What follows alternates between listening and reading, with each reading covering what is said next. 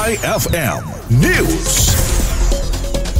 Sa ibang balita mga idol, inirereklamo ng mga residente sa isang bahagi ng Barangay Pantal ang hindi natapos na drainage canal na nagdudulot ng masangsang na amoy at abala sa kanilang pang-araw-araw na pamumuhay.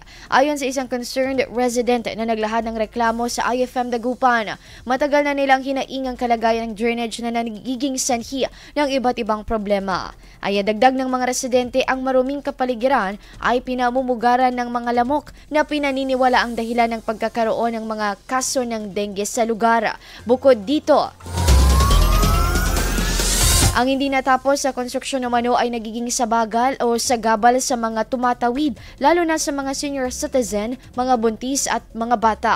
Hindi kasi naayos ang daanan at may mga butas at hindi na sementong bahagi. Nakatagdang makipag-ugnayan ng himpilan ng IFM Dagupan sa mga kinaukulan upang alamin ang dahilan ng pagkaantala ng proyekto. Umaasa naman ang mga residente na agad na maaksyonan ng kanilang reklamo upang maibalik ang kaayusan at kalinisan sa kanilang lugar. IFM News. IFM News. IFM.